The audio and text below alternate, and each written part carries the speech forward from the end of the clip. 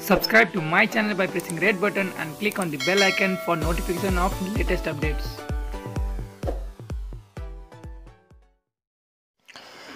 Nepal communist party नेकपाका अध्यक्ष एवं पूर्व प्रधानमन्त्री पुष्पकमल दाहाल प्रचण्डले लिपुलेको सीमा विवादमा चीन पनि संलग्न भएको बताएका छन्। प्रतिनिधि सभाको राज्य व्यवस्था तथा सुशासन समितिको बैठकमा उनले नेपाल र भारतबीच लिम्पुवाधुरामा रहेको सीमा विवाद अब भारतसँग मात्र छलफल गरेर समाधान नहुने बताएका हुन्। सुगौली सन्धि अनुसार लिम्पुवाधुरा काली नदीको मुहान हो उनले भनेका छन्। काली नदीको सम्पूर्ण पूर्व नेपाल हो, पश्चिम भारत हो भन्ने कुरा स्पष्ट पार्दै यो समस्या समाधानको निम्ति राजनीतिक कूटनीतिक हल गर्नुपर्छ जे भनेको थियो प्रचण्डले भने। लिपुलेक प्रकरणपछि यो त्रिदेशीय जस्तो बन्न गएको छ। यो दुईवटा देशले मात्र हल गरेर पनि अब अप्ठ्यारो छ। त्यहाँ चीन पनि संलग्न भएको छ। भारत चीनको सम्झौता सहमति भएको हुनाले उनले भनेका छन्। भारत र चीनबीच लिपुलेक हुँदै व्यापार विस्तार गर्ने विषयमा 2072 सालमा समझदारी भएको थियो। भारतले नेपाली भूमि समेटेर नक्सा सार्वजनिक गरेपछि गत वर्ष नै गरिएको सर्वदलीय र सर्वपक्षीय बैठकले राष्ट्रिय सहमतिको वातावरण निर्माण गरेको भन्दै प्रचण्डले त्यो बैठकले प्रधानमन्त्रीलाई ठूलो तागत दिए पनि ठोस रूपमा पहल हुन नसकेको बताएका छन्। सीमा मिचिएका विषयमा नेपालले भारतलाई हालै पत्र पठाउनु उचित भन्दै उनले पत्रले मात्र नपुग्ने धारणा राखे। उक्त लेटर नीतिगत रूपमा, सैद्धान्तिक रूपमा, भावनात्मक रूपमा पनि ठिक नै छ। त्यो लेटरमा जो ओरिएन्टेसन दिएको छ त्यो बेठिक छैन उनले भने। तर लेटर मात्रै ठिक भएर भएन, त्यो एक्सन पनि ठिक हुनु पर्यो भन्ने माननीय सदस्यहरूको भावना बिल्कुलै सही नै छ। अध्यक्ष प्रचण्डले सीमा विवादको विषय अहिले नै अन्तर्राष्ट्रिय अदालतमा लैजाने विषय भने एकपटक सोच्नुपर्ने बताएका छन्। कालापानीमा भारतीय सेना झन्डै 60-65 वर्ष पहिलेदेखि नै बसिराखे पनि यो समस्या समाधानका लागि किन विगतदेखि नै पहल हुन सकेन भन्ने विषयमा विश्लेषण हुनुपर्ने प्रचण्डको कुरा छ। यस विषयमा पञ्चायतको पालादेखि अहिलेको सरकारसम्मले के गरे भन्ने पनि समीक्षा गर्नुपर्ने उनले बताएका छन्।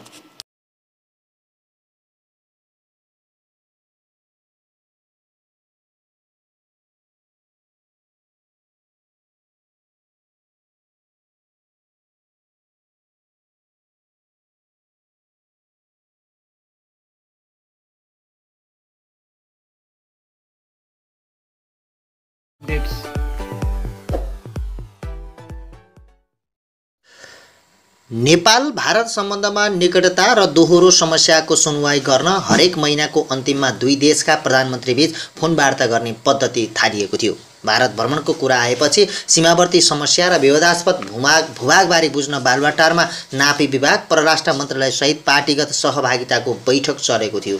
त्यही बेला लिपुलेकको अवस्थित र नेपालसँग रहेका प्रमाणबारे प्रधानमन्त्री कोइरालाले राम्रोसँग बुझेका थिए।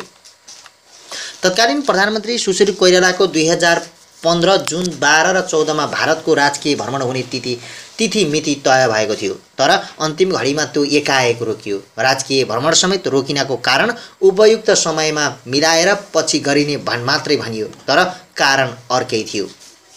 उता बेजिङमा भारतीय प्रधानमन्त्री नरेन्द्र मोदी र चिनिया राष्ट्रपति सी जिनपिङ बीच नेपाली भूमि लिपुलेकबारे द्विपक्षीय व्यापारिक नाका बनाउने सहमति भएपछि नेपाल सरकारले तत्कालै काठमाडौँमा भारत र चीनका दुवै राजदूतलाई प्रोटेस्ट नोट पठाउँदै उक्त सहमतिप्रति विरोध जनाएको थियो। त्यही असहज स्थितिमा प्रधानमन्त्री कोइराला र भारतीय समकक्षी मोदीबीच फोन वार्ता भएको थियो। वार्तामा कोइरालाले भनेका थिए, यो लिपुलेकको कुरा के हो? यो हाम्रो भूभागबारे हाम्रो सहमति बेगरे बेजिङमा सहमति गर्नुभयो, यस्तो किन भयो? यही संवादपछि प्रधानमन्त्री कोइरालाको भारतीय राजकीय भ्रमण रोकिएको थियो अकारण र एकाएक। अनि दुईतर्फी फोन संवादहरू पनि बन्द भए। यही 20 महिने कार्यकालमा एकपटक पनि भारतको राजकीय भ्रमण नगरी पदबाट मुक्त भएका प्रधानमन्त्री बन्न पुगे कोइराला।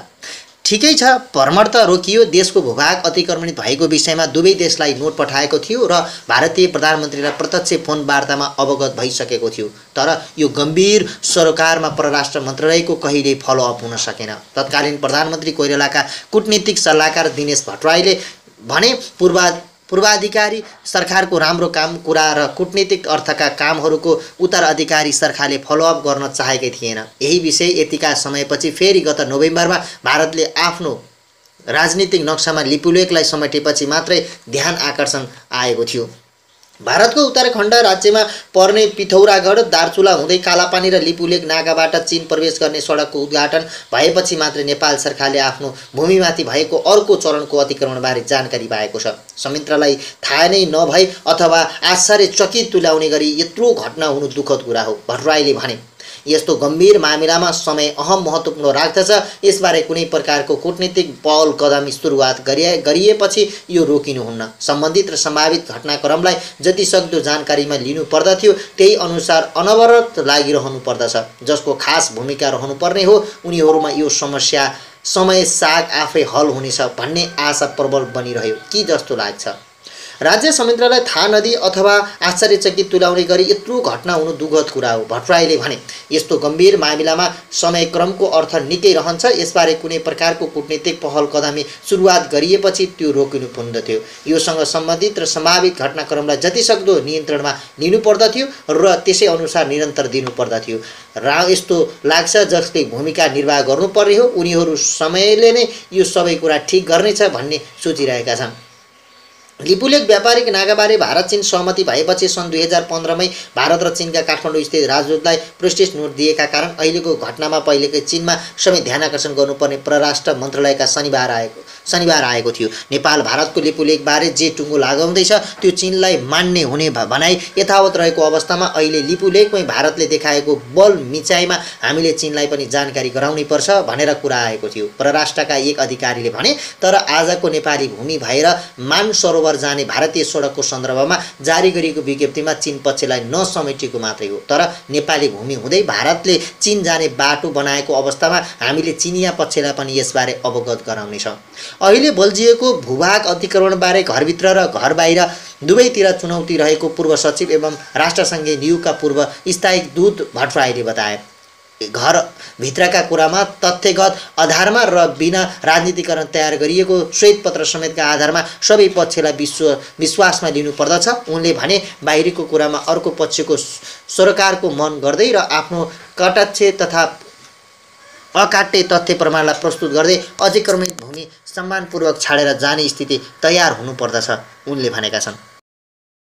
नचाहेमा नेपालले त्यसभन्दा अगाडि कस्तो बाटो अपनाउने हो भन्ने निष्कर्षमा पुग्नुपर्ने सत्तारूढ नेकपाका अध्यक्ष तथा पूर्व प्रधानमन्त्री पुष्पकमल दाहाल प्रचण्डले बताएका छन्। भारतले नेपालको लिपुलेक भएर चीनको तिब्बत स्थित मानसरोवर जाने सडक निर्माण गरेको विषयमा छलफल गर्न आयोजित प्रतिनिधि सभाको राज्य व्यवस्था तथा सुशासन समिति बैठकमा प्रचण्डले सकेसम्म कूटनीतिक र उच्च राजनीतिक तहबाट समस्या समाधान हुनुपर्नेमा जोड दिएका हुन्। प्रचण्डले भने उच्च राजनीतिक र कूटनीतिक माध्यमबाट समस्या समाधान नहुने हो भने के गर्ने भन्ने निष्कर्षमा नेपाल पुग्नुपर्छ। भारतले लिपुलेक भएर चीन जाने बाटो निर्माण गरेसँगै सीमा विवादमा चीन पनि जोडिन आइपुगेको प्रचण्डको भनाइ थियो। लिपुलेकको अहिलेको समस्यापछि यो सीमा समस्या त्रिदेशीय बन्न गएको छ। भारत र चीनबीच व्यापारिक सम्झौता भएको हुनाले पनि यो त्रिदेशीय बन्न पुगेको हो प्रचण्डले भने। उनले यो समस्या समाधान मन तीनवटै देशको साझेदारी हुनुपर्ने बताएका छन्। लिपुलेकलाई त्रिदेशीय व्यापारिक नाका बनाउन सकिने उनको भनाइ थियो। सांसदहरूले सीमा विवादको विषयमा अन्तर्राष्ट्रियकरण गरिनुपर्ने माग समिति बैठकमा उठाएका थिए। सत्तारूढ दलले अध्यक्षको तर्फबाट भन्दै जवाफमा प्रचण्डले अहिले नै त्यता लाग्ने बेला नभएको बताएका छन्। अहिले नै अन्तर्राष्ट्रिय अदालतमा लगिहाल्ने बेला भयो कि भएर सोचिहालौँ। उनले भने भारतले विगतदेखि नै लिपुलेक लिम्पुवाधुरा र कालापानी आफ्नो नक्सामा राख्दै आएकोमा सुगौली सन्धि यता नेपालमा रहेको भूभागलाई फिर्ता ल्याउन पहल हुनुपर्ने उनको भनाइ थियो।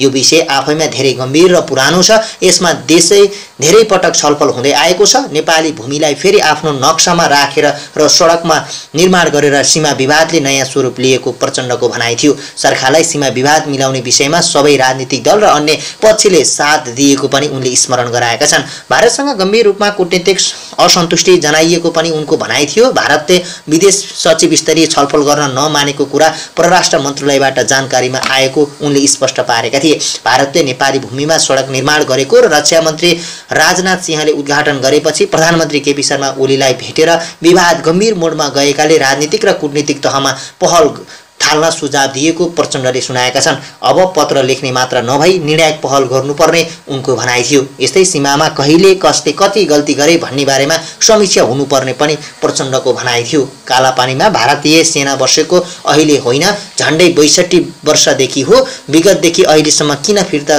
गर्ने पहल भएन। अहिलेसम्मका सरकारहरूले के गरे भन्ने समीक्षा गर्ने बेला आएको छ, प्रचण्डले भनेका छन्। सङ्गठनहरूले संयुक्त विज्ञप्ति प्रकाशित गर्दै भारतीय हस्तक्षेप र अतिक्रमण विरुद्ध सङ्घर्षमा उत्रिनका लागि तयार रहन आह्वान गरेका छन्। देशको राष्ट्रियता, सार्वभौमसत्ता र अखण्डताप्रति संयुक्त विद्यार्थी आन्दोलन अत्यन्तै गम्भीर र संवेदनशील रहेको स्मरण गराउँदै संयुक्त विद्यार्थी आन्दोलनका तर्फबाट परराष्ट्र मन्त्रीलाई ज्ञापन पत्र बुझाउने, भारतीय दूतावासमा विरोध पत्र बुझाउने कार्यक्रम पनि विद्यार्थीहरूले सार्वजनिक गरेका छन्। वक्तव्यमा राजीव ढुङ्गाना अध्यक्ष नेपाल विद्यार्थी सङ्घ, चिरञ्जीवी ढकाल अध्यक्ष अखिल क्रान्तिकारी, घनश्याम मिश्र उपाध्यक्ष अखिल पाँचौं, आलोक रायमाझी अध्यक्ष अखिल क्रान्तिकारी, महेश बहादुर साई अध्यक्ष राप्रवि सङ्घ, सन्देश भट्टराई अध्यक्ष अखिल नेपाल विद्यार्थी युनियन र धनसुर शाही अध्यक्ष राप्रवि सङ्घ संयुक्तले हस्ताक्षर गरेका छन्। संयुक्त प्रेस वक्तव्यमा भनिएको छ, भारतले नेपालको कालापानी क्षेत्रमा पर्ने ब्यास र गुन्जीको भूमि मिचेर चीन जोड्नका लागि लिपुलेखसम्मको सडक उद्घाटन गरेको छ। भारतले नेपालको कालापानीदेखि लिम्पुवाधुरा क्षेत्रलाई आफ्नो नक्सामा गाभेको जमिन फिर्ता गर्नुको सट्टा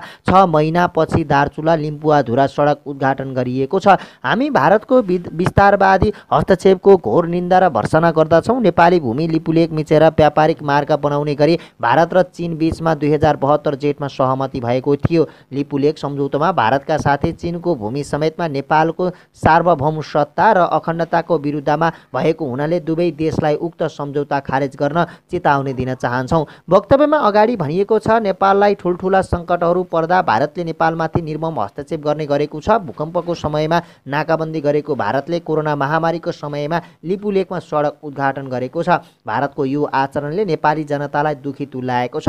नेपाल भारत प्रबुद्ध व्यक्तिहरूको समूहले तयार पारेको प्रतिवेदन नबुझ्ने भारतको नियत नेपालमाथि निरन्तर हस्तक्षेप गर्नु नै रहेको देखिन्छ। संयुक्त वक्तव्यमा भनिएको छ, मिचिएको नेपाली भूमि फिर्ता गर्न, भारतीय दादागिरी बन्द गर्न र नेपालको सार्वभौम सत्तालाई सम्मान गर्न भारतीय शासक वर्गहरूलाई संयुक्त विद्यार्थी आन्दोलनबाट तर्फबाट कडा चेतावनी दिन चाहन्छौँ। भारतीय हस्तक्षेपका विरुद्ध सम्पूर्ण जनतालाई एकजुट बनाएर अगाडि बढ्नका लागि तत्काल सर्वदलीय सर्वपक्षीय बैठक राखेर भारतसँग कूटनीतिक पहल र नेपाली भूमि फिर्ता गर्न माग गर्दछौँ। कालापानी क्षेत्रलाई समेटेर नक्सा प्रकाशित भएपछि त्यसबेला उठेको विद्यार्थी आन्दोलन र सर्वदलीय बैठकले दिएको म्यान्डेट अनुसार भ्रष्टाचारको आहालमा डुबेको वर्तमान सरकारले भारतसँग कुनै पहल गरेन। त्यसका साथ कारण आज भारतको हेपाहा प्रवृत्ति प्रशय भएको छ। भारतको मिचा प्रविधि र सरकारले लम्पसरवादी प्रविधि दुवै कुरा हाम्रा लागि खतरनाक छन्। वक्तव्यको अन्त्यमा भनिएको छ, देशको राष्ट्रियता, सार्वभौमसत्ता र अखण्डताप्रति संयुक्त विद्यार्थी आन्दोलन अत्यन्तै गम्भीर र संवेदनशील रहेको छ। संयुक्त विद्यार्थी आन्दोलनका तर्फबाट परराष्ट्र मन्त्रीलाई ज्ञापन पत्र बुझाउने, भारतीय दूतावासमा विरोध पत्र बुझाउने, नेपाली भूमि फिर्ता गराउन सडक आन्दोलन गर्नका लागि तयार रहन सम्पूर्ण देशभक्त विद्यार्थी तथा जनसमुदायमा आह्वान गर्दछौँ, विज्ञप्तिमा भनिएको छ।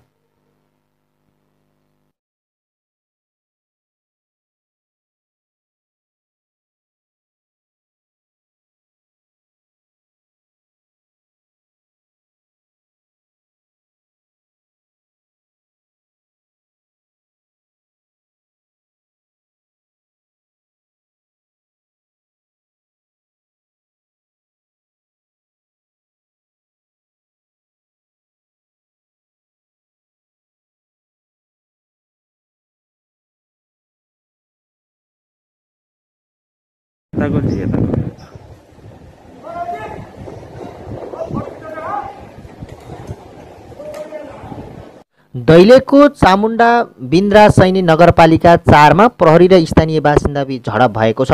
त्यस क्रममा स्थिति नियन्त्रण लिन भने प्रहरीले 2 राउन्ड हवाई फायर पनि गरेको छ। शनिबार साँझ भएको झडपमा प्रहरी जवान खगेन्द्र सुनवार र स्थानीय कमल साई घाइते भएको प्रहरीले जनाएको छ। साल्ट टाकुरा नाभा साल्ट डाँडा सडक निर्माणका क्रममा लकडाउनको उल्लङ्घन गरी 50-60 स्थानीय बासिन्दा जम्मा भएको जानकारी पाएपछि प्रहरी पुगेको थियो। त्यसपछि स्थानीय बासिन्दाले 81 प्रहरीलाई आक्रमण गरेको दैलेख जिल्ला प्रहरी कार्यालय प्रमुख हरिबहादुर ओलीको भनाइरहेको छ।